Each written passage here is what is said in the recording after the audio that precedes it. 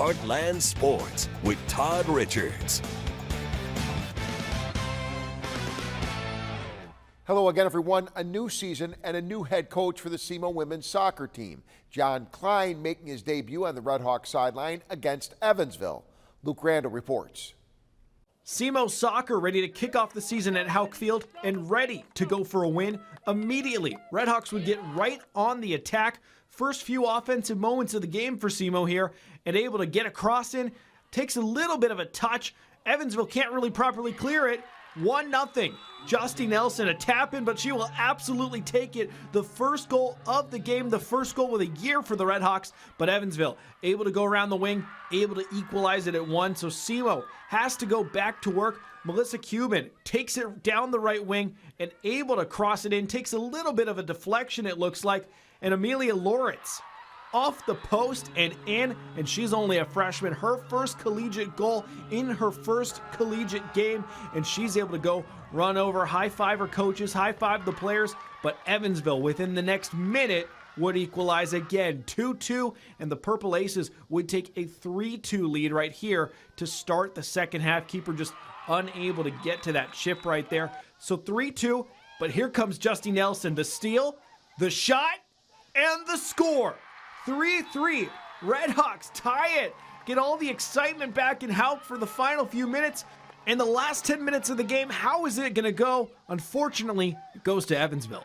4-3. Purple Aces would ice it right there, and they would ultimately spoil SEMO's season opener. A lot of good effort. I mean, we love to score goals. If you score 3 goals, you usually win a soccer game. Certainly can't give up 4 goals, so that's certainly something to train on. I feel really good overall. We would love to come away with a W, but I think they're going to come. Red Hawks are on the road Sunday facing Belmont in Nashville. For Heartland Sports, I'm Luke Randall. All right, thank you, Luke. And then a week from tonight, they play at SIU. And speaking of the Salukis, Southern wins 4-0 over Eastern Illinois. Also, Murray State, 2-0. They get a win against Troy. Racers coach Matt Lodge wins a school record 61st game. All right, time to hit the sled a little bit.